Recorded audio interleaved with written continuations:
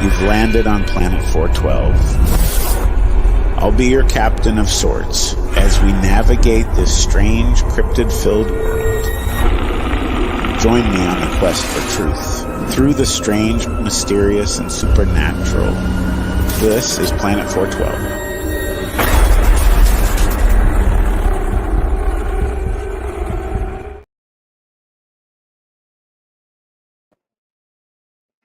And hello, everybody. Welcome to my second live stream just for Planet 412. Obviously, we have our town hall that we do every week with Rye Voss, Andrew Christie, and JC on Tuesdays. But tonight, this is Planet 412, and we have a very special guest tonight, a very good friend of mine, a very old friend of mine. Todd Eary from Cryptid Creatures is going to be coming on, and I'm really excited about it. I wanted to say hello to everybody real quick before I bring them on. Let's go. I see everybody.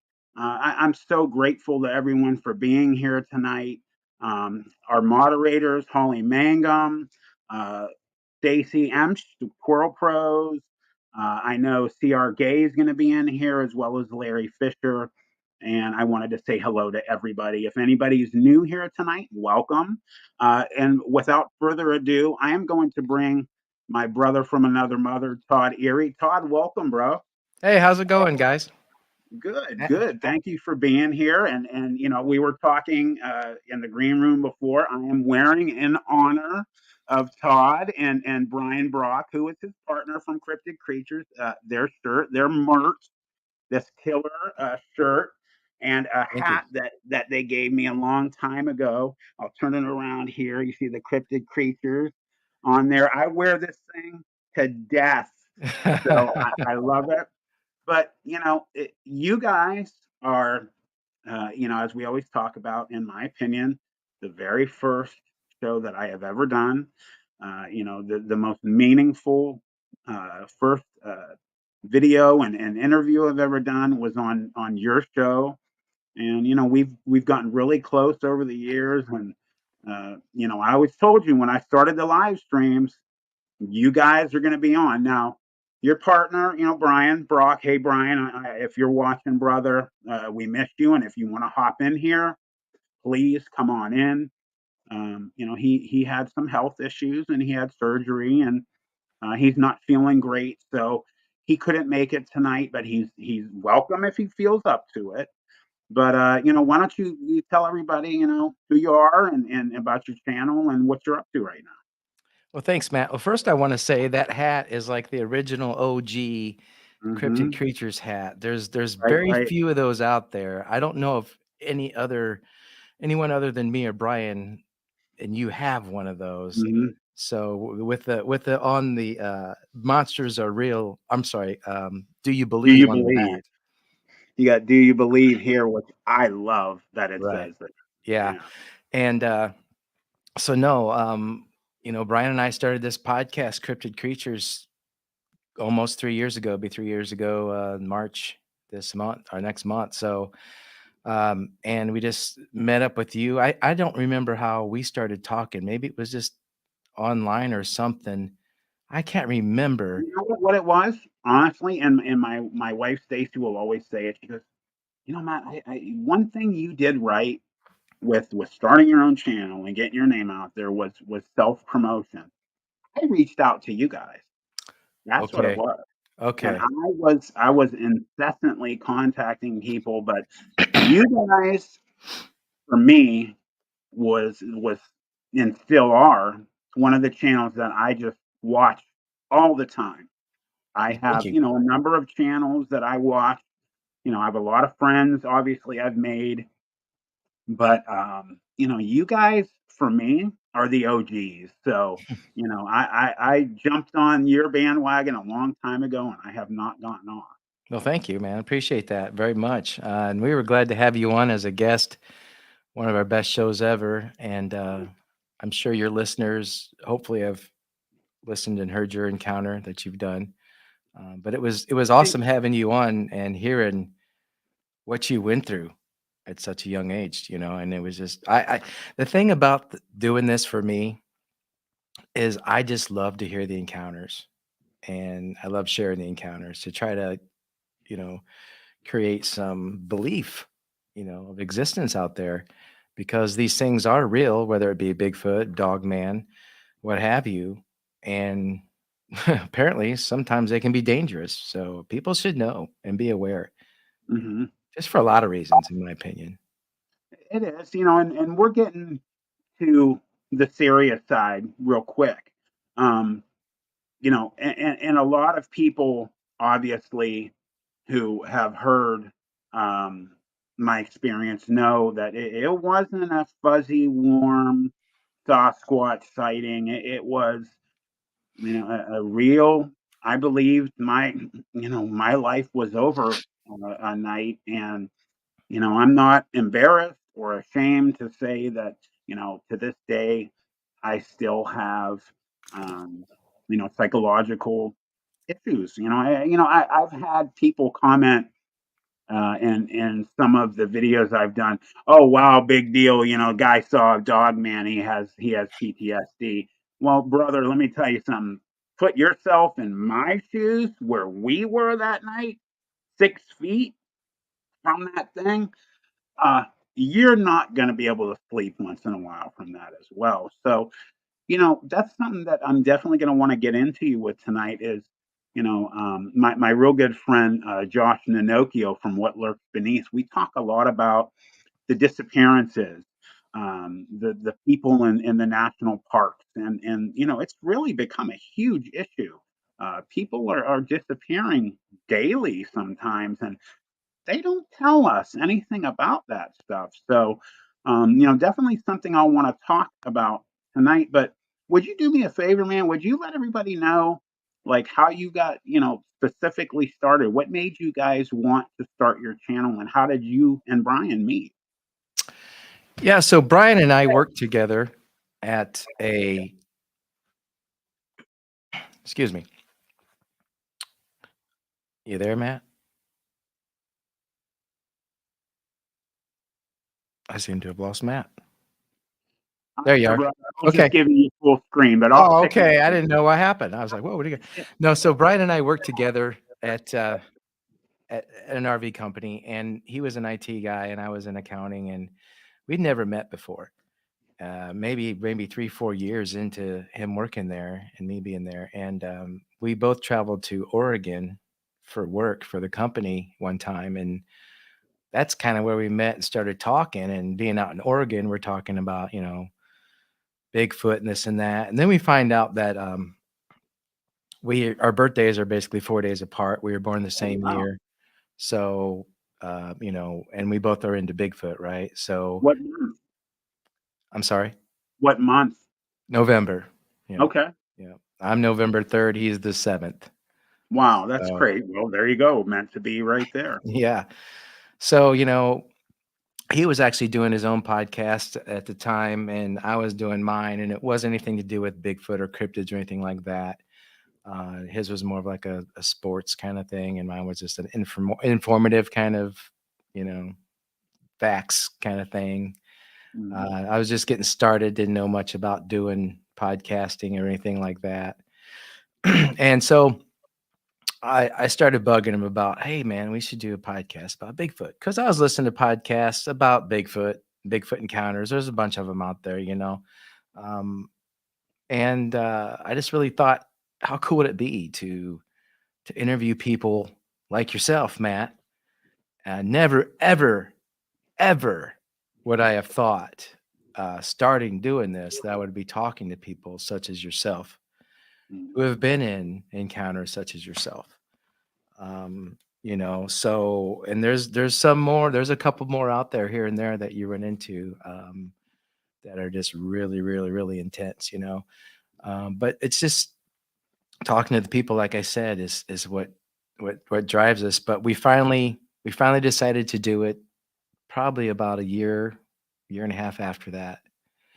Um, and then we recorded our first show, and then we recorded our second show, and then we got a guest on, and then from there it just kind of started rolling, become addictive. And right off the bat, I think we were kind of blessed in the fact that we got good, strong listens right off the bat. It wasn't, um, it was kind of amazing to see, we in the listens we were getting, and we were promoting ourselves as we still do, so that's what got us into it. And, here we are almost 3 years later and done a lot of shows. We've been on a documentary, and we're on now, I think, 4 different radio stations, um, one internet, one will be in Atlanta, one in Denver now, and California. Actually, they want to do video, so I think there's some kind of TV affiliate or something like that. You might know more than that than me, but so yeah, I mean, here we are. It's awesome. I love it. And you and I have actually spoken about I want to branch out. Right now, obviously, all I'm doing is the YouTube deal, but I want to as well. With your tutelage, I'm going to have you help me look to get on Spreaker and all the other things. And I'm looking to really get out and let Planet 412 grow as well. It's just the smart thing to do business wise. But I want to do what you guys have done, which is such an incredible job at getting the word out, getting people to know who you are, because for everybody watching right now, you guys, YouTube is just a tiny part of what Cryptid Creatures does. Man, you guys are huge. You have Apple, and what are all the services specifically you're on again? I think there's maybe just a handful that we're not on. Spotify, Apple, iHeartRadio. Is that Apple? No. You name them, we're on it. Spreaker. I can't remember Are the you other on ones. Rumble? Yes, we're on Rumble. Yep. I can't remember all the names of them. I'd have to look them up on the list, but yeah, we're on about everything we can be on. Like I said, we're on Atlanta station 99.1 FM on Tuesdays at 5 p.m. Mm. And then we're starting the Denver affiliate. I think that's going to be a couple times a month, actually. And then the video out in, I guess it's San Francisco area. So I'm not sure on the details on that one yet. We're waiting on information, but so yeah. Congratulations. That's phenomenal. And like I said, I am definitely going to be picking your brain to get on there. Jumping into you specifically, have you had, for everybody, I'm asking this for everyone, obviously. And thank you, Sugi. I really appreciate that. That was very generous of you. Um, Hey, Sue. how for specifically like you, what have you had anything happen to you? Nothing major. I saw a Black Panther a couple years ago in northern Indiana. My wife and I were driving home from camping, and I'm out driving on a country road by a bean field, and it was, the beans were about ready to be harvested, so they were bean height. And if anyone knows what bean height is in Indiana, I mean, sometimes they can get well above your knees, right? Um, I'm not sure. Maybe not. A shorter guy like me, yeah, for sure. But maybe not quite 2 knees, but up there, right? And we're just kind of both looking off to our right, and there's a black cat walking down one of the rows. And I looked at it and I'm like, that's not a regular house cat. That's a panther. That's a black panther right there. That's a cat. That's a big cat. I mean, it was probably close to 100 pounds. I don't know. May not Wow. been fully grown, but yeah. And I looked at my wife and said, "Did you just see?" She's like, "Yeah, that was not a small cat." So it could have easily been somebody's pet, right? That got loose. Who knows? Which isn't cool anyway. I don't No, care if it's no. somebody's pet or not. There's a big black cat running around northern Indiana, right? So Predator. when I was 5, I had some really weird thing happen to me, and I counted off as a ghost. I don't know. We just moved into a house, and I remember that everything was like taken. The boxes were all put in the rooms they belonged in. My bed was laying there, not put together, just laying flat, in the mattresses. And my headboard was just kind of like squares that were, hollow. They're had, you could see through them. They're open. And I had these. Do you remember those little plastic animals, like the little lions you could get, and the different either farm animals or Yeah. I'm talking about. So I had a package of those I was playing with. It was African safari something because I remember the one that this did was the water buffalo, and so I have him sitting on my windowsill, just kind of my main one windowsill there, and there's no curtains or anything on the window yet, right? It's just bare. And I'm sitting there playing with him, and I turned around and I don't know why I just started trying to throw him in one of those square things on the bed headboard that was hollow, just trying to make it through like a basketball shot. And there was one specifically that I was trying to hit. I remember as one on the corner. And I threw like 3 or 4 of those animals and, missed it every time. Just hit the headboard, whatever. And I'm going to turn around and something goes flying over my head and goes boom right in that. I'm getting chills right now talking about it. Right in that hole. Um, and it was one of those animals. And I didn't even really turn around, I don't think. I just remember walking out in my room, and I walked out and sat down on the couch. I was in the living room, and my dad just was like, "What's wrong with you?" And I'm like, "Nothing, nothing." I never told anybody. I never told my parents about it, and I never really thought it was a big deal. I don't know what. I just kind of misplaced it to put it out of my head. Because there was nothing after that happened. It was like if there was something there, it knew to leave because we were Mhm. moving in, maybe. Um, but yeah, I mean, I had that weird thing happen to me, and it was like, oh, it got caught in the curtains, and you hit it. No, there was no curtains on the window. There was nothing to propel that plastic little water buffalo, but me.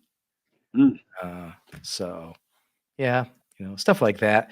I do believe the house we're in now is or was had an entity here.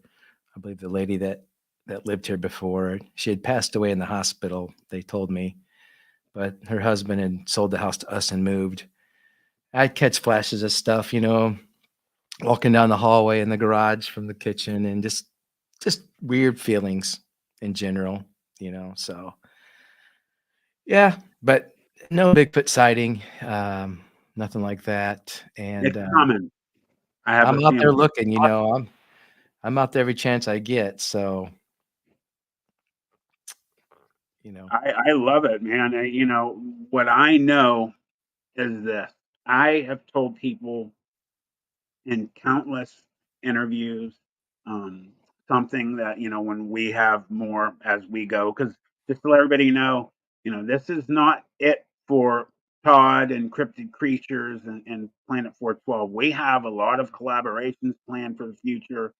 oh yeah, Um, so, but one thing I've always talked about, and I'll talk about it more when we get back together on your channel, is I have had extreme feelings of, um, sometimes premonition. I am in no way, shape, or form psychic.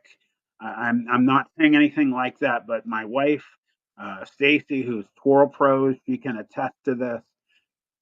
I freak my family out regularly. I've been doing it for years. I just have this ability to just get this extremely strong gut feeling. And my entire life from the time I was a kid till now, 99%, I would say at the worst, 98. When I get this gut feeling strong, I'm usually always right. And for some reason, whenever I think about, like when we discuss things in the past, we've talked about this, and as you just mentioned now, you haven't seen a Sasquatch or anything. I'm telling you, bro, I have mucho, just gigantic gut feeling that you are going to have a major event happen with you. Um, you know, you, Brian, and who knows, because we've talked about us three doing something in a documentary style. So who knows, maybe, when we're all together, that's when it'll go down. Yeah, we do plan on coming out your way and excuse me, and meeting up with you. We'd like to do some filming, like we said, with you, Hmm. possibly at the location of where you had your horrifying encounter, if you're willing to do that. Sure. Um, are you going to Salt Fork this year? When's the date? May 4th. I would like to, is I don't see, I have to make sure, like, obviously with the schedules, because of course I do the sports broadcasting as Mhm. well. And as I told you earlier today, our channel, Western Reserve Radio, um, signed a contract with the new semi-pro football team That's in the awesome. Youngstown, Ohio area called the Mahoning, and it's Mahoning County is the county that the city of Youngstown is in. So it is the let me make sure I'm saying it right. The Mahoning County. No, it's not the Mahoning. And now I feel stupid. Hold on. You're I want fine. to say this correctly. It's the Federals, which is cool because in downtown Youngstown, there is one of the main buildings down there. It's called the Federal Building on Federal Street, and it is the hold on, everybody. I have to fix this correct. Give me a break here. I want to give them some love. I Okay, should be doing so some background music or something here. the Mahoning Valley Federals is the name of the semi-pro team. So we're going to be doing that. I don't think that should be any problem. So I do believe that that should open up Salt Fork. I told you before, I've never been there. How many times have you been there before? Just last year we went. We got lucky to get in this year. I contacted them about a month ago, and they're like, "Oh yeah, we had somebody cancel, so thank God we got in." We're not actually going to be staying at the resort. We are staying, I think, in Cambridge is the town closest to it. Does that sound right? It's over your way. It's over your way. I thought. I don't know how far away Youngstown is from that area, but Um, even if you from could swing by Salt and Fork just hang out or something, or I'd like to get out and hit a couple trails. I know there's a trail or two that we definitely want to check out. I know Morgan's Knob is the name of the trail, actually. So in Salt Fork, hmm is it that has one of the more like, it has the more Bigfoot sightings, I guess, in that area for some reason. okay, Salt Fork State Park is 85 miles. It's in Lore City. Um, that is 85 miles from me, and it would roughly take me only an hour and 56 minutes. So Yeah, that's not bad at all. yeah. So if you can, you should just come hang out or Mhm. something. Even if we can't get in, we can hang out outside and do some videos and whatnot. You know what I'm saying? Absolutely, as my directions are screaming out. So I apologize. Hold on one second. I want to shut off the directions. Yeah, I am 100% down. I've never had a chance to physically meet you guys yet. No, we have You know, not met in person. yeah, so It I'm feels looking like we forward. have 100 times, but we've never met in person, have we? We have not. So I don't see any problem. And my wife just said Cambridge. I think that's what it is, Cambridge, right? Cambridge, yeah. Yeah.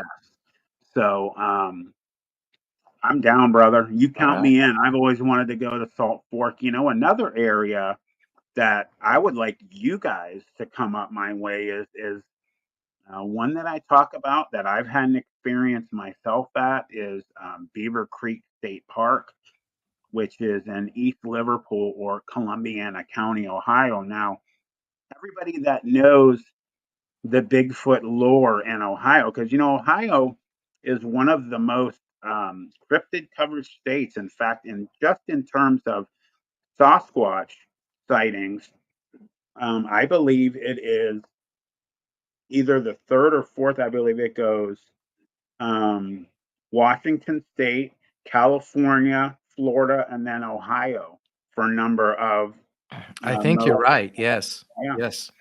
So Salt Fork is a big one, but people don't realize how many sightings actually in the Beaver Creek area.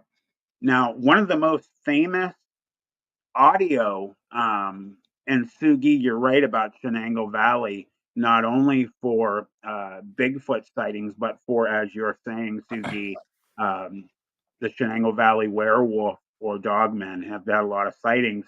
Uh, where I am in Youngstown, Shenango Valley, or the western part of PA, it's only like 25, 30 minutes at the most. I can cross over into Sharon, PA, and that's right where she's referring to. But getting back on the Beaver Creek, one of the most famous audio clips of a Bigfoot scream is the Ohio Howl, which I'm sure you've heard countless times. That was recorded in Columbiana County, ironically, supposedly from what I've been told, at Beaver Creek State Park or in Wow. that area. Okay. Do you know who Dr. Russ Jones is? I've heard the Real name, but I can't picture very the face. famous Bigfoot researcher. Him and his partner Brad, they have a show. I can't think of it right now. I apologize right off the top of my head. They have a podcast as well. And Dr. Jones has been on Small Town Monsters a lot. When they interviewed me, I did a two-parter with them, and he always likes to say the woo. He brings up the woo, and thank you, Larry, by the way. Larry and everybody else so far. I'll get to everyone who has done that for me. I appreciate it. um I brought up Beaver Creek, and immediately Dr. Jones and his partner Brad of the podcast said, oh wow, do we have some things to add?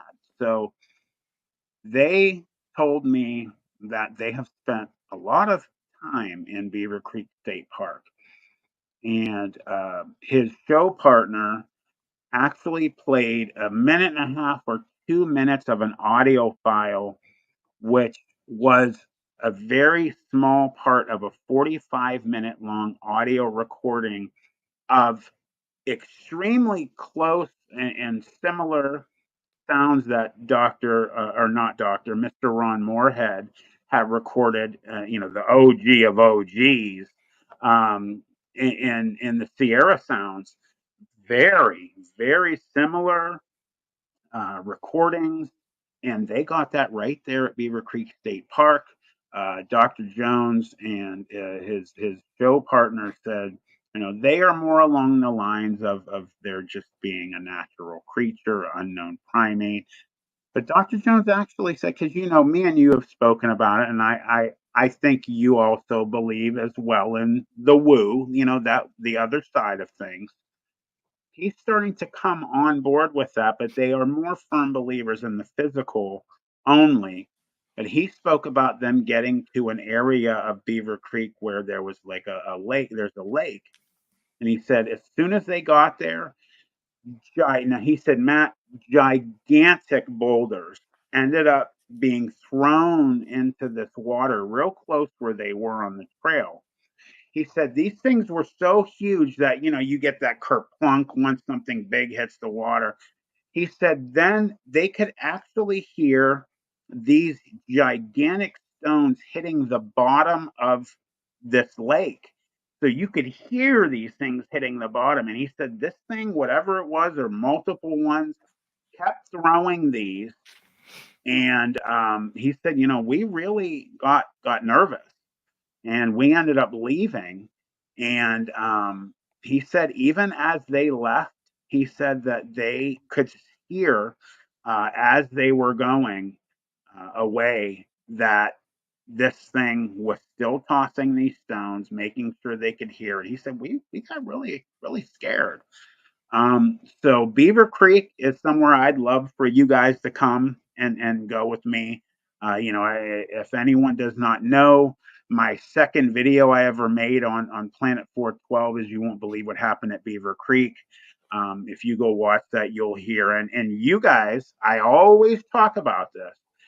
The EVP that I got there of the grunt, which also Mr. Ron Moore had listened to and put his stamp of approval on, agreed that it sounded like a Bigfoot to him.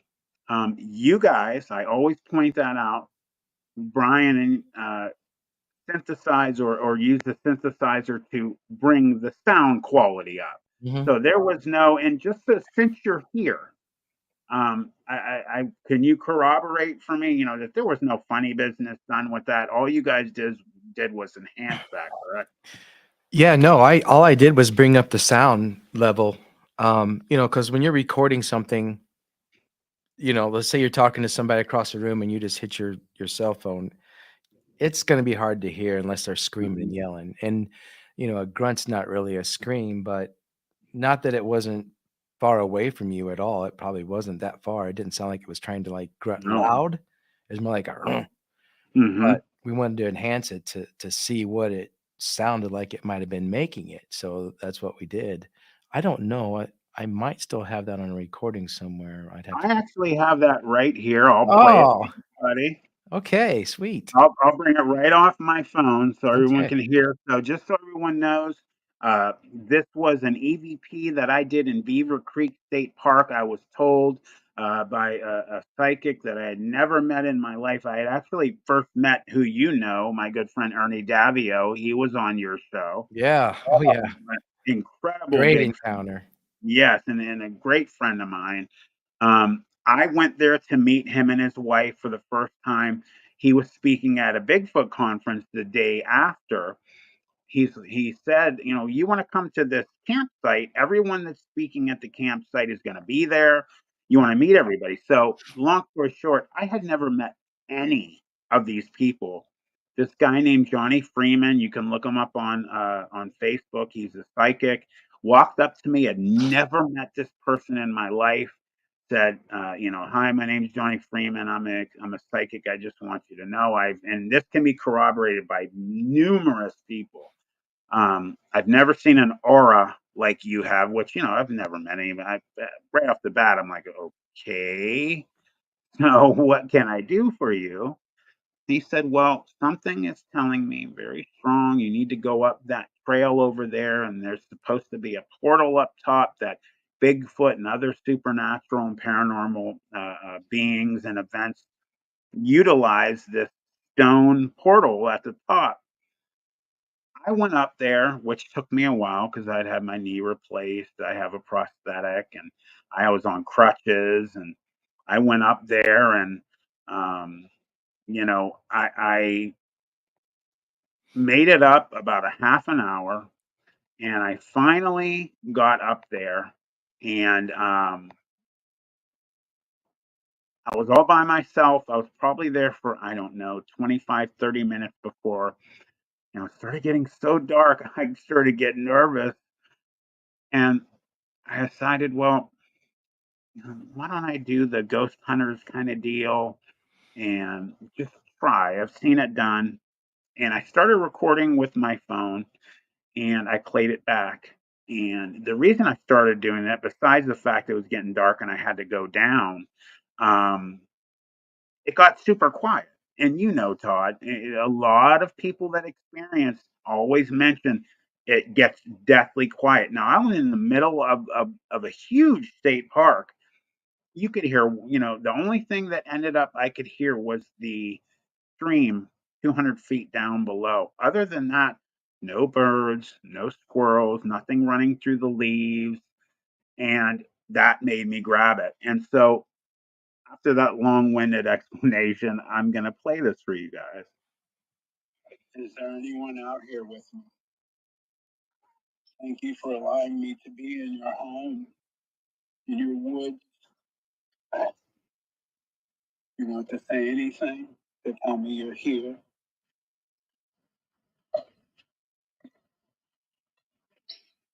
What's your name? Is there anyone here and how many of you are there?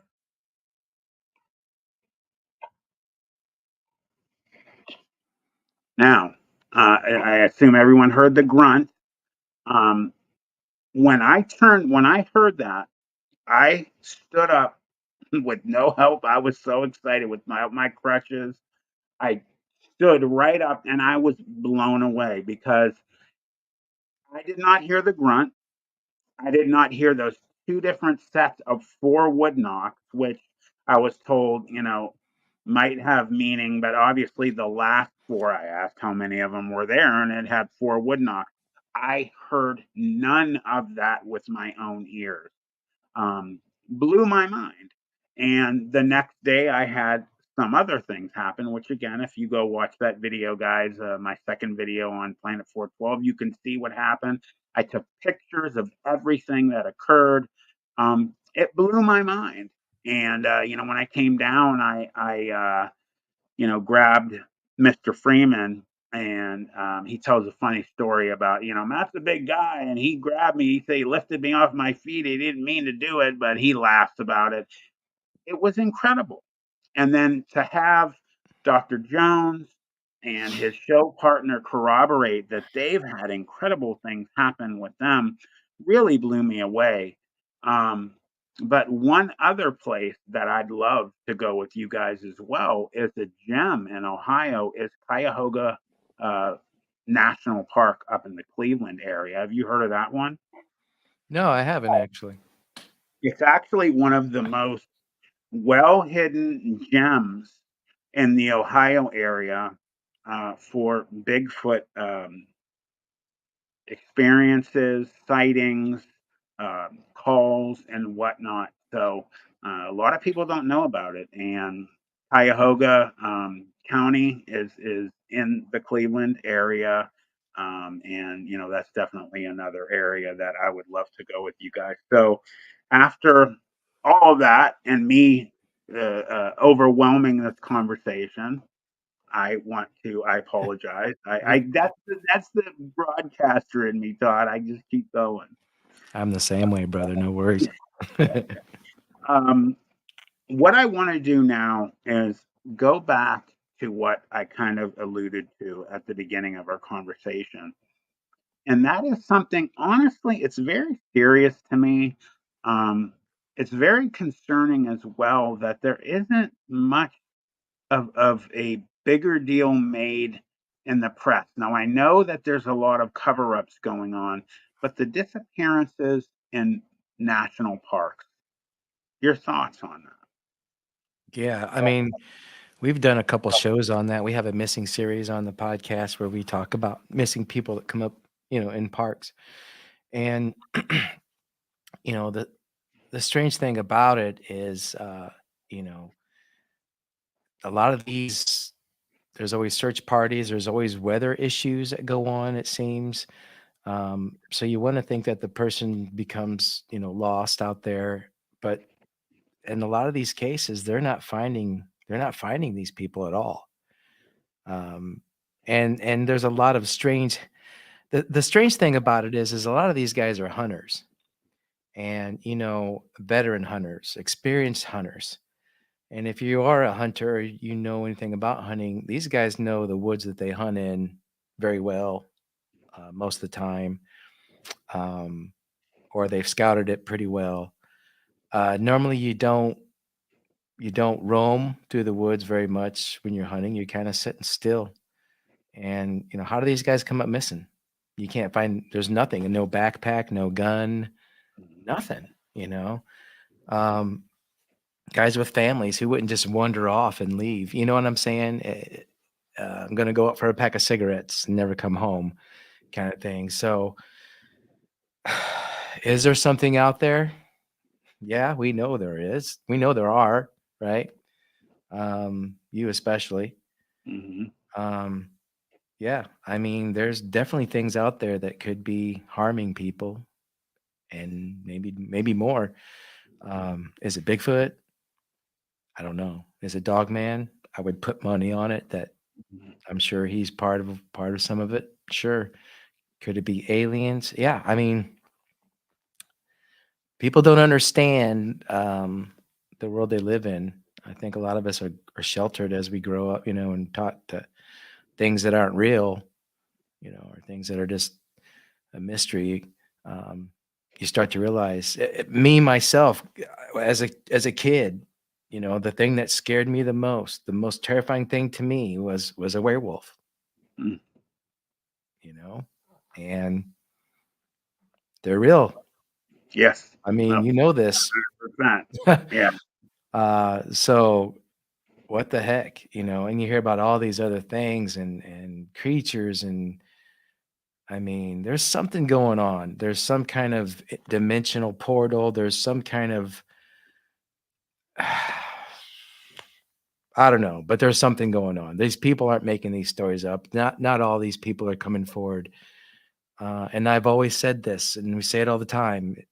Of the thousands of encounters I've heard, out of the hundreds of people I've interviewed, all it takes is one of them to be telling the truth, and it's real. And people don't want to accept that. But the national park thing, to stay on topic a little bit, I think I think the government knows what's going on, and I think they understand maybe what's going on. But for them to say, "Oh, well, we can't go out there because there's werewolves running around. They might kill you and eat you. Mm. Right, right. There's a Bigfoot. He might smash your head in with a huge rock. So stay out of that part of the park." They're not going to say that, right? So, yeah.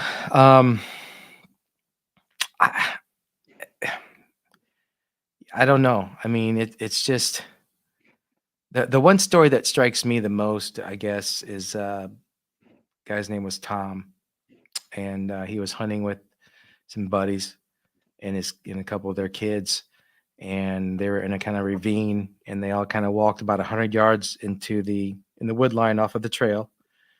Um, I'm sorry, I think 50 yards deep. They were about 100 yards apart, and there were four of them. Are you referring to the missing 411, the hunted? Yeah, you know what I'm Yes, talking about. please. Yes, please. They found no gun, nothing, no trace of anything. They thought maybe he fell in a sinkhole or something like that. And Mhm. okay, maybe are sinkholes, popular in national parks? Maybe they are. I don't know. If they are, that's one possibility. But something's going on. Something is happening.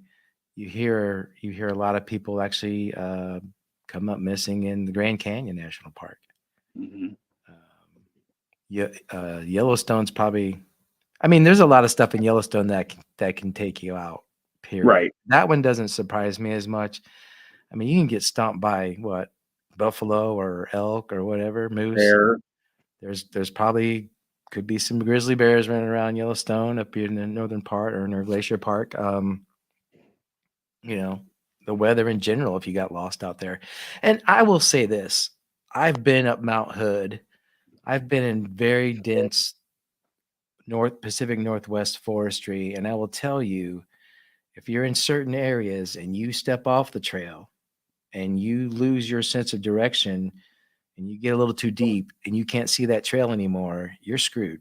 Mhm. Those trees are thick enough that you can easily get lost. And for something to hide in that, no problem. Right. No problem. People don't understand the vastness that we have in this country alone, in these parks or in the Pacific Northwest in general, that there's just so much vast land that's probably never been explored. Um, And also how easy it is. People don't realize, they think of how big bears are. That's why a lot of times when people are in bear country, they're, hey bear, they're making noise and because you could literally walk right by a gigantic 1,000-pound brown bear and it could be laying down in the bushes and you don't know that thing is right there. mhm. But yeah, that what you had brought up was, and for everyone else, what Todd's referring to, if obviously for Mr. Politis's missing 411. You have The Hunted, which is an incredible documentary, especially at the end when they get into that hunting trip and with the woman in the Ohio area, not far from where I live, with that kind of saran wrap kind of creature that went through the trees, and they said Mm-hmm.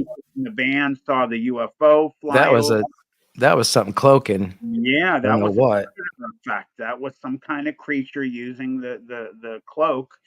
It's really incredible. And the thing that I always go back to is, again, I go back to Dr. Jones, Russ Jones. I saw him on a documentary for Small Town Monsters, and he had interviewed a highway patrolman. I forget what state they were in. It might have been Michigan or somewhere else, North Carolina. I'm not sure. And he was talking about that him and his wife were on four wheelers. It was the beginning of the warm season in the spring, or maybe at the end, but they were looking for ginseng. And he said, they're paying attention, looking down at roots and at stumps because they grow near stumps and stuff. And he said he's looking down, looking up, looking down, looking up. And he said all of a sudden he looked back up, and there is a absolutely gigantic Sasquatch standing there. And he stops, and his wife stops next to him, and she's like, "What's up?" And he goes, "Look, look, look." And I love it if you can look this up and watch it, because it's incredible the way he tells it. And he tells it very well, and he says that the highway patrolman, when he got his wife to look at it, he saw it and she started screaming, "Oh my God, no! Oh my God, no! We have to get out of here!" And they left. And he said, I thought about this many times. He said, you look at the size of this thing, the easiest way I could compare the size of it is taking a sheet of plywood and setting it there. And he said, that's basically what this thing was the size of. Now, anybody that knows how big a piece of plywood is, that's gigantic. And he said, I'm not saying, but people disappear, and it makes you think, one of these things could easily take a human being or two and never seen again, just like what happened with the gentleman in the hunting party. And then something that's really interesting, Todd, I wanted to hear your opinion on, also. And Catherine Gay, you're mentioning the Ozark, the Ozark Howler, which I'm sure a lot of people have heard of. But if people have heard a lot of experiences, not only with Sasquatch, but dogmen, and this metal kind of clank, scraping, crap kind of noise that happens in the woods or in places that there really should not be anything mechanical or metal sounding. Martin Grove mentioned it in his experience. Him and his partner had heard it at different moments in the woods before they were attacked. On the missing 411, the gentleman that was talking about how his hunting partner had disappeared, and they said, well, did you hear anything? And he mentioned sounded like almost like a metal trap going off. It had no place being in the middle of the woods. And you've heard other people discuss this sound. Well, what are your thoughts on that? Yeah, I've heard that too, and I keep going back to that in my head. When I'd hear it on shows or people talking about it in interviews, and I'm like, well, what wouldn't be making that noise? You talk about wood knocks and whatnot, or sometimes I think they're clacking maybe rocks together. But this metal sound, and everyone describes it, sounds like a door slamming, a car door slamming. Mhm. Um, what do I think it is? If I had to guess, I'd say it's a portal opening up or closing. I mean, That's what I think. I do. You hear also popping noises. Sometimes they say, you see certain cryptids like dogmen stand up from all fours. And obviously, that's a physical noise, the popping. But some people have talked about not seeing them stand up, but right before they appear, hearing this kind of popping noise as well. So, are these noises of either them cloaking or uncloaking, or the portal opening? I 100% am down with you. I think that noise has something to do with the portal opening. These beings, um, maybe, and I don't think all of these high strangeness kind of cryptid creatures out there. I I don't think all of them have the ability to cloak or to go through portals. I think some of them do. Maybe it's an age thing, or they have to learn. I don't know, but I saw some cloaking going on with my experience with that front left arm when it was near the fire. Its arm did the predator effect thing, and the fire reached out towards it, and um, I don't know. You hear people talk about like, when I had Joe Barger on about, him killing a dog man, and you hear some things like, people like government agents talking about, assets, like some of these things are being utilized by government agencies or military to take out people or be utilized, which is crazy to think they could be controlled. Now, did they come across a dead one, or they killed one that has these abilities, and then they did their DNA mojo, created one in a lab, and now these don't have those abilities that maybe the other ones Very possible. Anything's possible. Um, back on the woo part of it. Um, I think these creatures have to have, if they can cloak, which we're pretty sure they can. I've had a couple guests on talking about that. We've all heard the stories. There's got to be something more to it. have. You know, if they truly were out in the woods all the time, 24/7, I would think sooner or later, by golly, we'd capture some, or maybe we have, and maybe the government's sealing it up. But maybe that's why they are, because it's not natural. They told us that aliens exist. Um, so maybe they're getting us ready for that. Who knows? It'd be cool if they were, and they said, "Yeah, these things aren't from here. They come and go in portals. They can cloak. There's all kinds of different creatures that are doing it. We don't know where they're coming from. Who knows, man? I have beaten myself up, and I am more confused than when I started, about trying to figure out this craziness that these cryptids are, and what they are, and where they're coming from, what they're doing. You know, but I something connected to that. Obviously, there's other areas that we can point to of high strangeness all around the world, but you got to bring up Skinwalker Ranch. You got to bring up the things that happen there, portals opening, not only ships or UFOs, UAPs, USOs being seen in the water and stuff like that, but specifically there, some of these portals opening, and people that have worked there on the ranch for the government or these other agencies talking about beings coming out of these portals, and some of them also saying that they heard, some of these noises. What's your thought, on Skinwalker Ranch about, what maybe you think's going on there? Why so much happens? yeah, I mean, there's obviously places that have the high strangeness. You had the Bermuda Triangle. Now you have the Alaskan Triangle that they're talking about. But Skinwalker Ranch has always been known for all kinds of activity, right? You name it, from Mhm. UFO to Bigfoot to skinwalkers to dogmen to everything. I don't know. Um, it's very possible that could be a centralized area for some reason, um, for creatures to inhabit, or come in and out of their portals for. I don't know if there's some uniqueness there to it. Maybe there's some kind of cave systems there that they can get in and hide quickly. I don't know. It's definitely something weird going on. Um, for whatever reason, it attracts these things, or they're just, that's where they want to hang out or come and go. But I mean, that being said, just to go there or be in that area and hang out, I'm sure that there's all kinds of stuff that's going on there all the time, probably.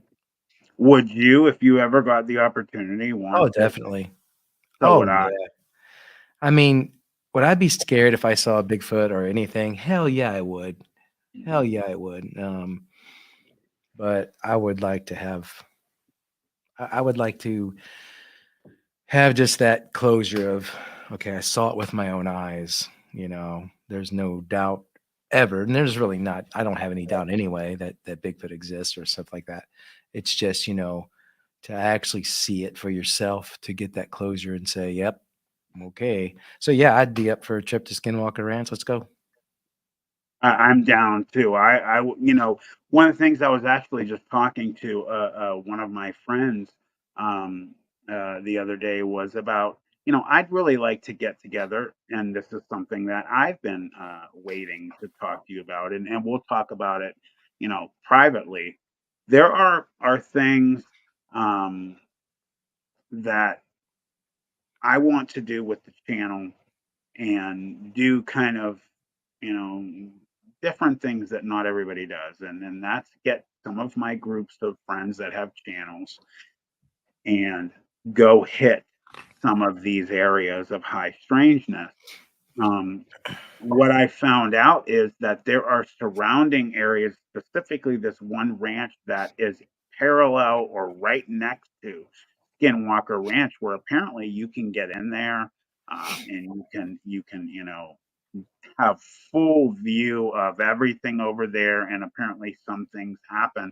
So that's going to be something that you and I and Brian are going to have to talk about down the road. What do you guys think? And would you guys like to see Planet 412, me and some of my friends like Todd, Eary, and Cryptid Creatures, and some other people head on out somewhere like, Skinwalker Ranch or things like that? Let us know. Where would you like us to go and see? Would you like to see us go, maybe into the Mexico area where Rivas and Codegas are and check out some areas there? Let us know. I'll take, some things from you guys, and we'll have to talk about that, Todd, about us Oh, getting I out. know, dude. I would love to just take trips and go do investigations, but unfortunately we're working man, right? And we have other Mhm. Right. obligations. But yeah, like I said, when I met Brian, and we would travel out to Oregon for work, and that was a great opportunity to take advantage of, exploring. And I still go out there once in a while. I do have some friends out there, so when I do, I like to record and everything. And there's a couple videos, I think, if the people go to our Facebook, there's some videos of me walking around Mount Hood, and you can see the denseness of the forestry up there, the moss growing on the trees, Mhm. um, and yeah, people always talk about that quietness, that creepy feeling. I remember there was a time when I was walking down a trail and I hit this area of trees that just seemed kind of creepy. And the hair was like, boom, standing up on the back of my neck immediately. And it wasn't like I thought about something to make me creeped out like that. It just did it. Um, so there's places out there that just, they feel weird. You know what I mean? And these places like Skinwalker Ranch, I don't know, is it government protected? What's the deal with that place? Well, They got I know it's owned privately. Oh, what's his name? Brandon Fugel or Fugel. If you watch the new Secrets of Skinwalker Ranch, there's a mega rich um, real estate mogul. I think his name's Brandon Fugel or something like that. If anyone can correct the way the last name is spelled, he owns it. He purchased it after um, Bigelow owned it, a Bigelow Aerospace and all that. But they did have government agencies that were there for decades, and they're still connected to the government now that are out there checking that place out. But I know for a fact David Wolf, who is the owner and creator of ETS or Exposing the Strange.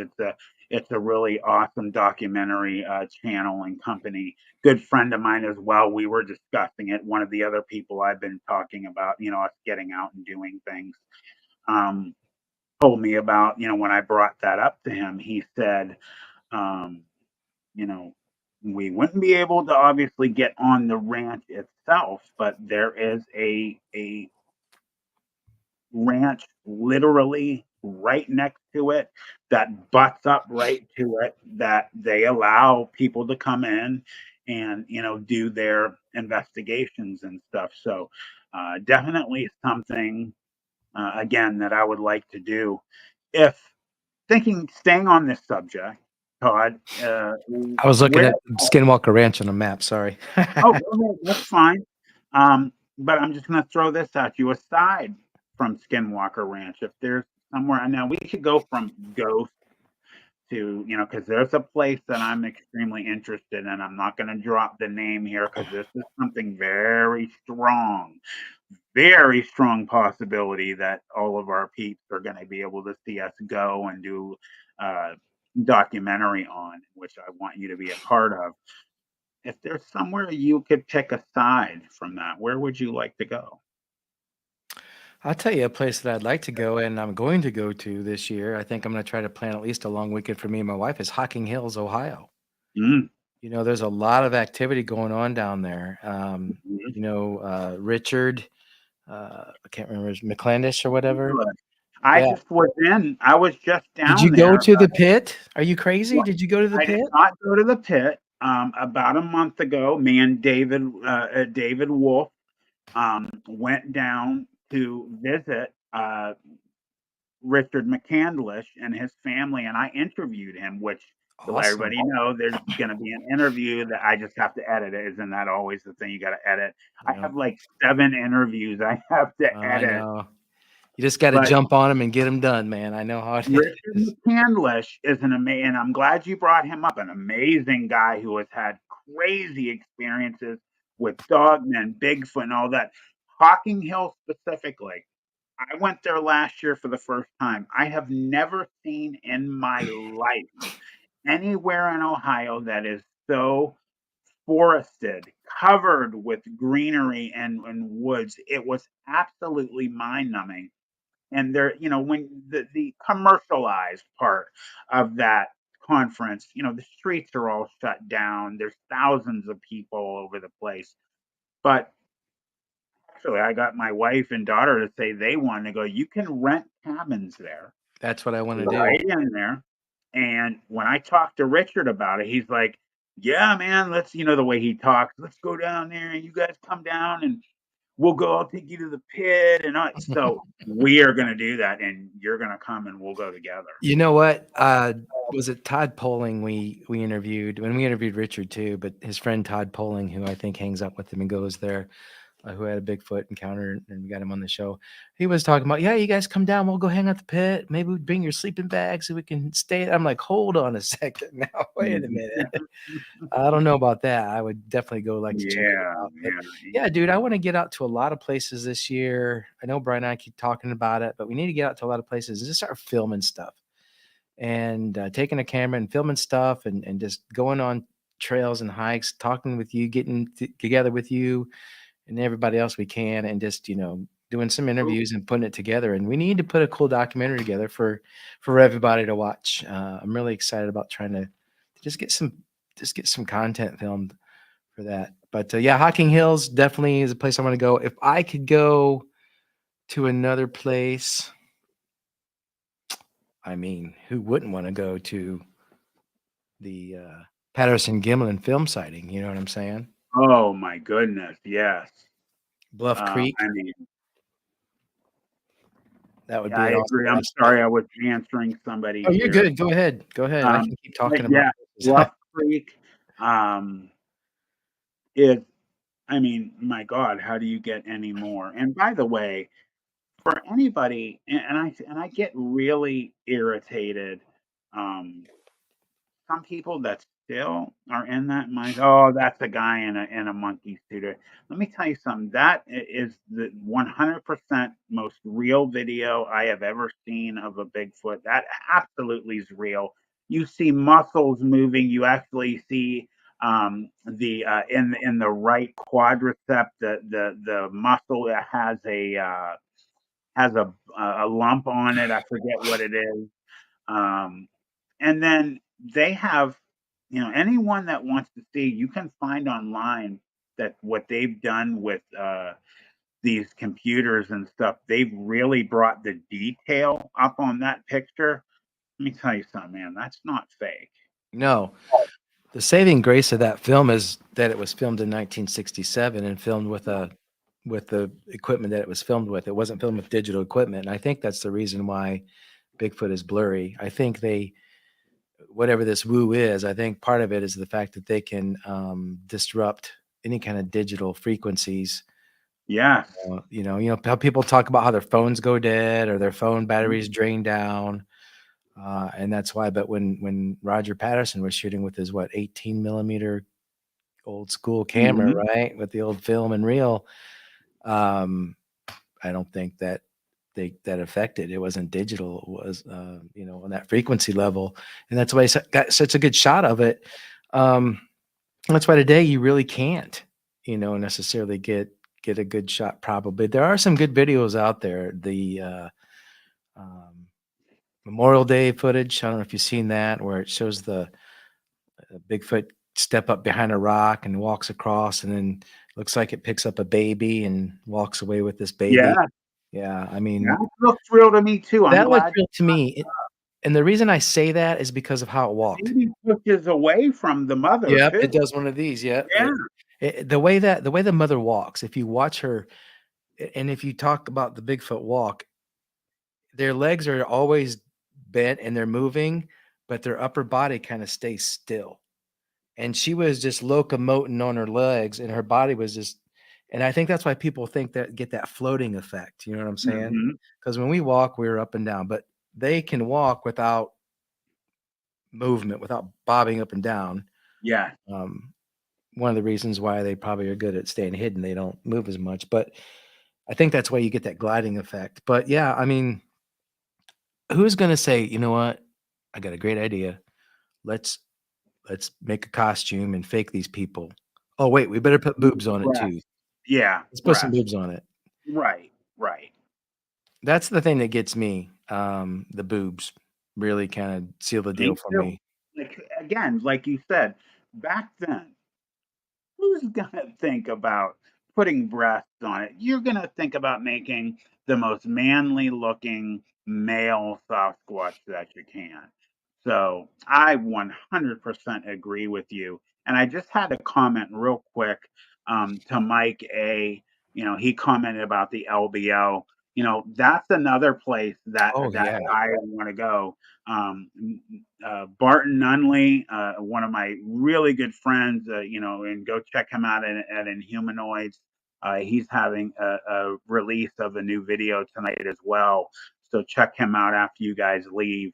Um, he invited me and Josh Turner and some other friends of ours to come up to the LBL and check it out and be brought in to the Brotherhood of the Wolf. I want to introduce you guys to Barton and I'd love for you guys to come I as well with his blessing. And that's another area for me that I yeah. really would love to go to.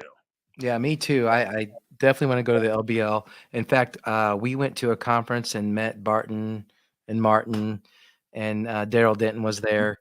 Daryl's Um, a great guy. all those Larry guys are Fisher. awesome. Yeah. Actually, I think for spring break, instead of going to Florida, we're talking about hanging around in the Nashville area. If that's the case, then I may take a day or a half day. It's not too far away, about an hour, hour and a half, maybe hour and 45 I minutes. would love to get that set up, Um, and go. yeah. I was actually going to go to the LBL right before it got real cold and nasty, and it just didn't work out. And Barton said, "That's all right. Come when it gets warmer in springtime and stuff." So that would have to be something that I'd love to hook up with you and go down there with you, man. Yeah, I mean, we're gonna be there. Supposedly, the plan is to be there over spring break. So, what, the first week of April, something like that. So, as I know more, I can let you know. But I'd love to shoot over there and first of all Oh, meet you in person, right? absolutely. And then hang out and look for something, anything, I guess. Well, So, that's definitely yeah, a strong definitely LBL is a hot spot, for sure. 100%. Northern California in general. I'd love to go there and you know, squatching. My brother actually lives in Long Beach, California, which is obviously Southern California. But we could always get us together, go out, meet my brother, and then head up north. Somebody that I am extremely, extremely close to. One of my very best friends on the planet is Dominic Joshua Ninocchio of What Lurks Beneath, and he lives in Oregon. And Oh, does he? yeah, so I mean, you're talking What about part? another hotbed. I forget the exact area. I believe it's northern Oregon. Yeah. So, and if I'm wrong, sorry, Josh. But he's in that area of the country, which is just, my God, just covered with Did high he have strangeness a and did he tons have of an force. encounter? Josh, actually, what he had happen to him was more paranormal, more, Okay. yeah, he didn't have a cryptid encounter, but he had some really crazy stuff happen. He was in his bedroom one day, and well, actually numerous days. And I know one thing that he saw, I believe he had some stuff happen where he felt something touching him, and something touched his leg, and he saw something, and basically it lined up with right after or right before something happened to his mother in her bedroom, right in the same time frame, like I said, either before or after something happened to him. So Mm. he talked about it the next day with his mom, and she was like, "Oh my God, right before that or right after that, I had this happen." So he had some paranormal stuff happen. Let me ask you this, flipping the switch a little bit again. We're gonna go till about 1:30, or not 1:30. I'm sorry, I'm looking at the clock. We're gonna go to 1.5 hours, guys. So about 16, 17 minutes left. Thinking about not just ghosts or anything like that, but the new mindset on UFOs, UAPs, aliens, and not so much anymore. They're coming from these farther reaches of the universe. And I have to throw this in. You always hear these people from Never a Straight Answer or NASA saying the known universe, which is so absurd to me. It's unknown. But a lot of people talking about that, instead of them coming from far reaches of our universe, maybe now more thoughts of another dimension. They're coming from a parallel universe or something like that. Your thoughts on that? Matt, you were breaking up a little bit there at the end. I couldn't quite You hear hear you. me now? Yeah, I think so. What I was saying was your mindset, or your thought on how people have started to change their beliefs of aliens or UFOs, not so much anymore just saying they're coming from further reaches of the universe, but more thoughts now of maybe a parallel universe, maybe another dimension, and they're coming through portals. What are your thoughts on that one? That's very possible. I've also heard about people seeing spaceships lift up out of the water and take off. I've also had the theory in my mind that they could be inside the inner Earth as Mhm. well. Um, yeah, I mean, if these creatures are coming from that, I guarantee you it's alien related. Mhm. I tend to think that this Bigfoot phenomenon or the Dogman are these strange creatures. I kind of am thinking that those and aliens are a little bit related. In fact, if you want to know my honest opinion, I think aliens are the ones that are probably dropping these things over here. Okay. I agree with you. I don't know why I feel that way. I mean, for all I know, they could have put Some us of here. some of them. I'll tell you what I mean after you finish. Okay. I'm sorry. And so I asked the question, I was like, "Oh, these aliens, what's going on?" Da, da, da. It's like, well, we've been seeing them supposedly for years, hundreds of years, right? You see the Aztec drawings, or you see the cave drawings of supposed, spaceships and whatnot, and so supposedly we've been seeing them for a long time. And my question is, well, if they're here and they're checking us out, what are they waiting for? You know, Mm. what are they doing? It doesn't make sense. If they were going to do something, they would have done it. Or, I mean, obviously they have the capability to, if they probably wanted to wipe us out. I don't know. We don't know what they're capable of, but they haven't, and they're not. It doesn't sound like they're dangerous or they're killing people. I mean, we got to talk to Travis Walton. We didn't interview him yet, but we talked to him. You know, the famous Travis Wow. Walton. Met him a couple times. Actually, got lucky, and you know, they just. It sounds like to me they're just monitoring us. It does. But then you go into the area of, you get into in New Mexico of what was it? Oh, 51. I'm going not Area 51. The base. Oh, come on, people, help me! It was a hidden base in New Mexico. Um, I'm going blank here. I just keep going Uh, back to 51.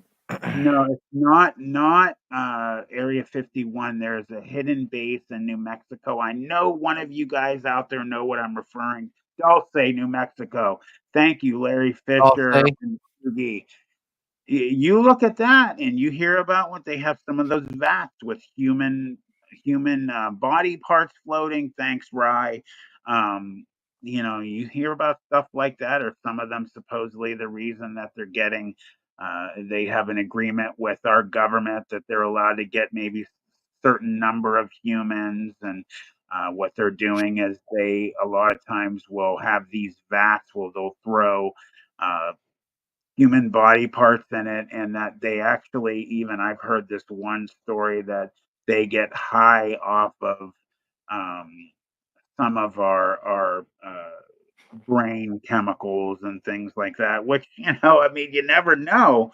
But when you hear of that Dulce, New Mexico situation with the war that supposedly happened, with the one gentleman who had accidentally broken through, and um, they had kind of a fight. I think 60 something military servicemen were supposedly killed, and that opened up a whole new can of worms on all of that. But do you believe that we've been in contact with them as long as Roswell, or longer, or no?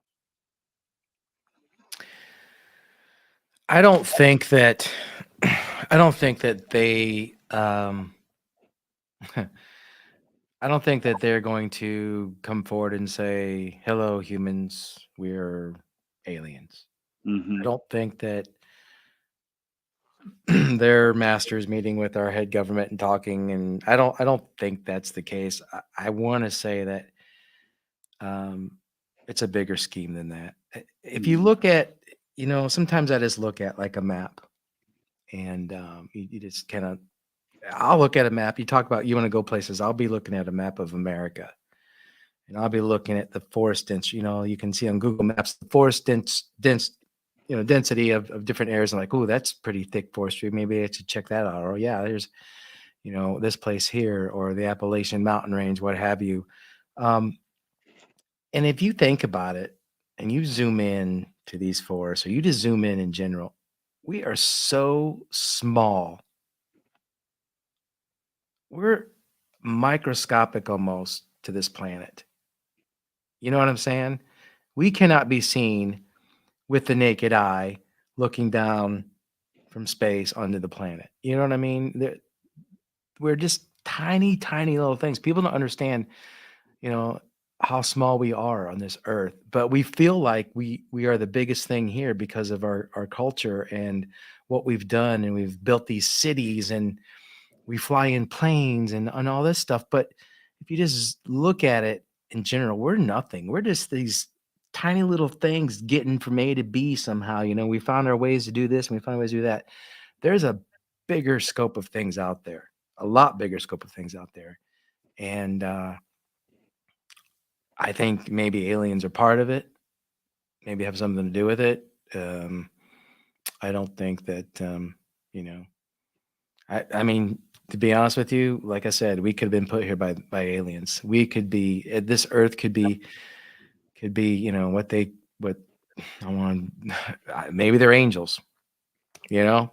Uh, Another thing I think about too is, you look at all these other planets that we're looking at. We're looking at Mars. We're looking at Pluto. And all these planets are just dead, right? Yeah. And that concerns me. Hmm. It really does. Because why? Why are they not? Why are they? Why are they not inhabited? Were they once at one time and now they're just desolate because they decided to scratch the board and start over? And that's what Earth is. So there's a lot to go into. I don't want to. Well, I do want to say this though.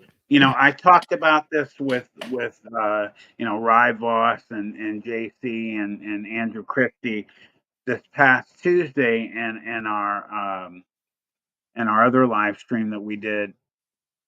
You look at some of these pictures that have been flipping through on Mars, and it really looks like there have been someone living there.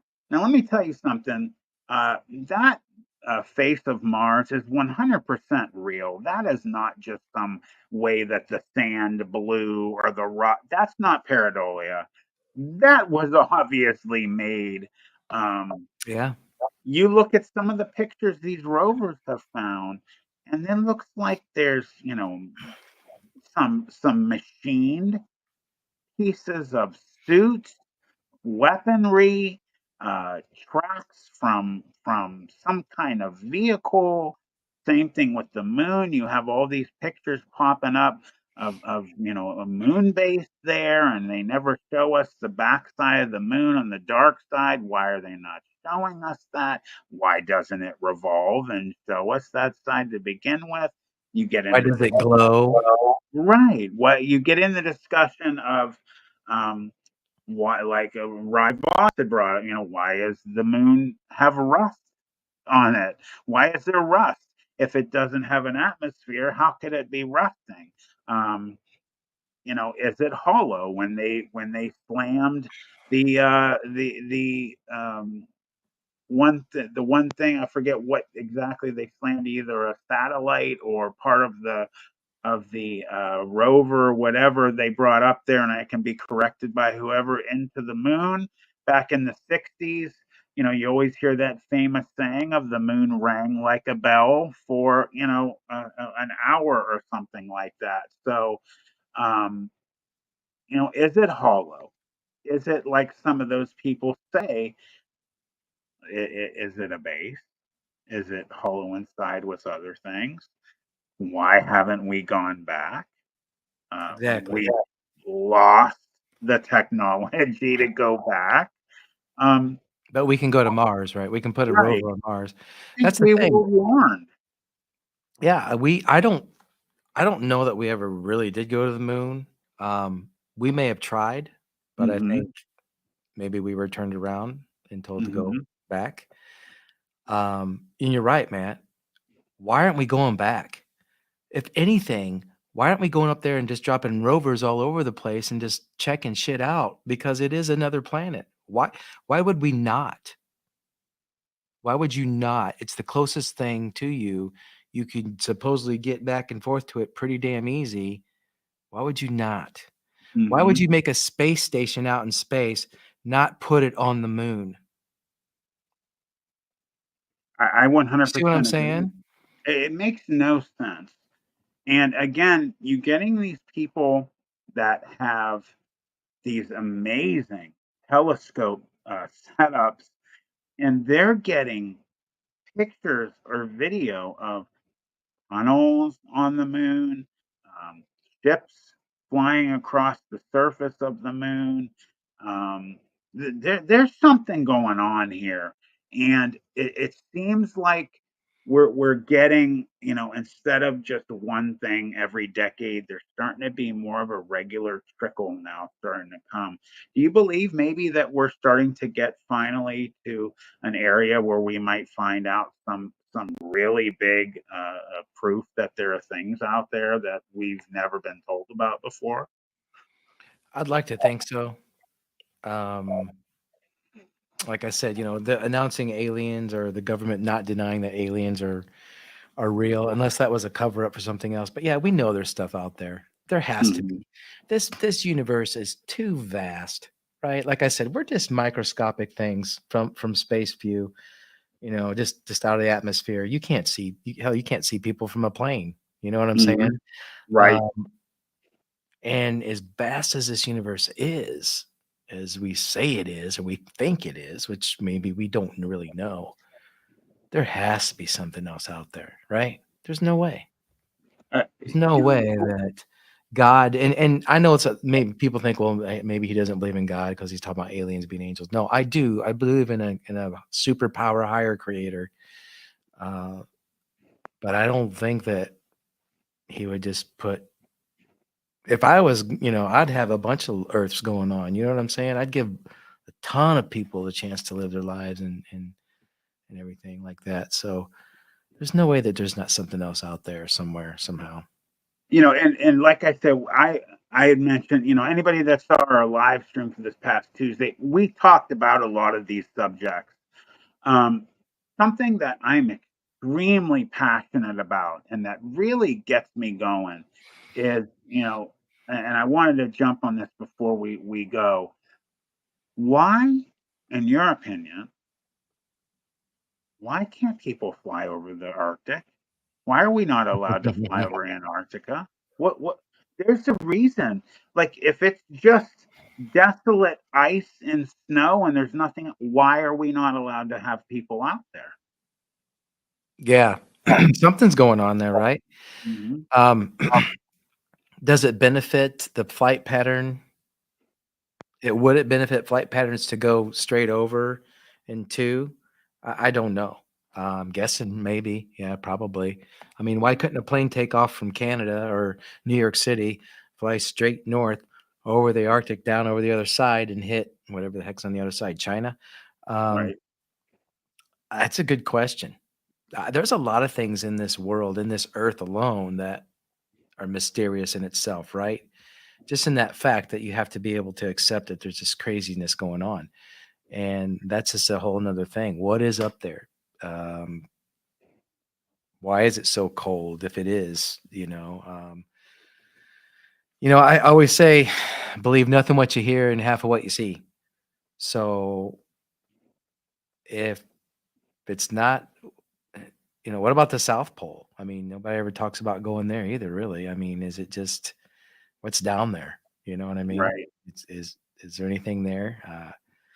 And when a few years ago you had this huge amount of people, some of the most important people on the planet, go down there. You had, I believe, the Pope went down there. You had Senator Edwards went down there. You had all of these really big names of people that had gone down to Antarctica. Buzz Aldrin went down there, and he said that there was something, horrifying down there, and if people really knew, um, what was going on down there, that they would just go crazy and be shocked about what was up with that. Do you Hmm. recall that? No, but I know that there's people talking about some strange stuff that they've heard going on. But like, if you go on Google Earth or Google Maps, and you can zoom out and see the Earth, right? And twist it and move it around. I don't even know if you can spin it enough to even see the axis or the North or South Pole on there, to be honest with you. You might be able to, but yeah, I don't know. Here's what gets me. We have the capability to go to Mars, but we don't know what happens at the North or South Pole. We don't know what happens at the bottom of our oceans. Hmm. Um, Thank you for you know what I'm saying that. saying? So then there's a lot of things in it. And here's another thing about, and I'll try to get this quick. People don't want to believe in Bigfoot. People don't want to believe in this and that. But when we pull some strange looking creature out of the sea for the first time, and it happens, people are like, oh, well, yeah, oh, it's the ocean. Yeah, there's all kinds of crazy shit down there. It's just so easily accepted. Well, for one, because they Right. have proof, coelacanth, whatever you want to call it. But yeah, so who knows what's in this world?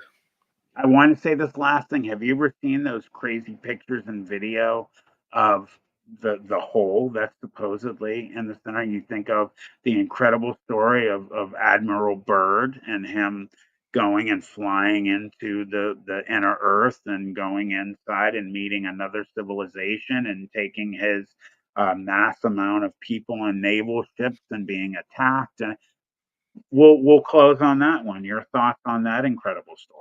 Yeah, maybe that's why we're not allowed to go there or see there. Maybe that's where the aliens come in and out of Earth, you know? They like I said, I think they have back on Google Maps again. If you zoom out and look at the ocean floors, you can see weird drag marks or tunnels or straight Hmm. parallel lines with each other. Just weird, besides like the cracking of the earth or whatever, the fault or whatever you can see in there. It's just strange. And people talk about there's been videos of UFOs rising out of the water. So who knows? USOs and like you said, you are talking about how vast this universe could possibly be, but yet, as you pointed to, we know absolutely zip about our own oceans, how deep they go, where they go. Um, Absolutely just mind numbing. And with that, Todd, I wanted to thank you for coming. I had a blast with you tonight. Me too. Thanks for doing it, last minute. I look No problem. forward to us collaborating in the future. Everybody, please, do Todd and his partner Brian Brock of Cryptid Creatures a favor. Head over to their YouTube channel. We have the address there right on the screen. Todd, if you do me a favor before you leave, let everybody know where they can find you, all the spots, and what's on queue for you coming up. Yeah, you guys can search us wherever you get podcasts, Spotify, iHeartRadio, just the Cryptid Creatures podcast. Our YouTube channel, you can find us there. We actually renamed it the Cryptid and Paranormal Network, and we're allowing other guys to put their content on there as well, maybe in audio or MP4 format. You can't repost videos on YouTube from another YouTube channel, unfortunately. So we're opening that up, and we're just kicking out an episode every Sunday at 11. We have members episodes. You can go to our website, cryptidcreatures.net, and you can check out all of our stuff on there. And there's some videos and whatnot. So yeah, we're going to hit a couple shows this year. Salt Fork for one, Crypticon in November for two is a big one, and anything in between we can find. And we'd really like to get out and get some filming done, especially with you, Matt. So hopefully we can make it out your way this summer and meet For up and sure. do that. So 100%. and thanks for Well, having me again, on, man. It was a blast. I absolutely loved it. We'll do it again, and Oh yeah. hopefully Brian Brock can make Yep. it with us. If you're watching, brother, hello. I miss you, man. Hope that you're well. And do me a favor, Todd. Hang out for a minute, and I'll Mhm. talk to you.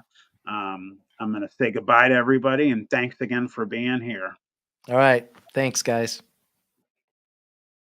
And thank you again to Todd Eary of Cryptid Creatures podcast. Um, I want to thank everybody for being here tonight. Again, another Saturday, second live stream I've done on Planet 412. Um, Impromptu. I know it was kind of last minute again. I'm going to let you guys know now. I'm always going to do a live stream. There's a plans from now on for me to do live stream every single Saturday, 8 p.m. Eastern Standard Time. I'm going to go for an hour to an hour and a half.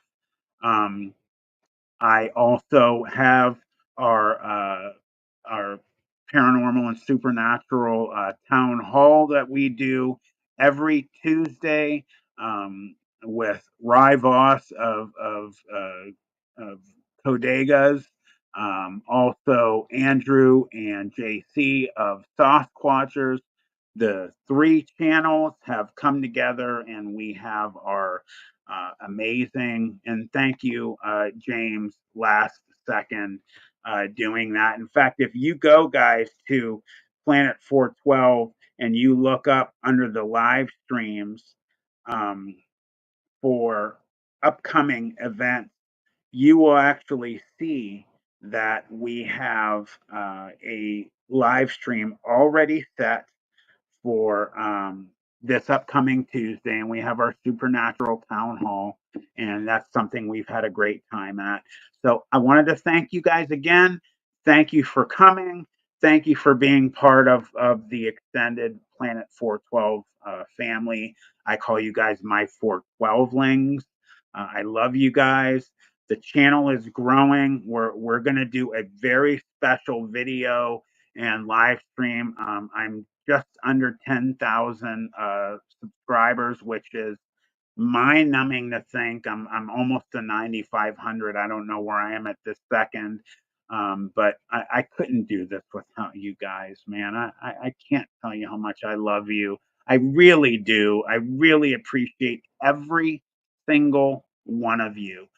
No one means less to me. Everybody is very special to me. And please go on over to Inhumanoids with Barton Nunley. He's releasing a video tonight.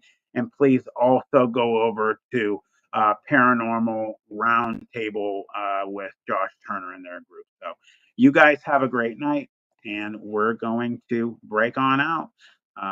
Thanks again, and God bless you guys. Have a good night.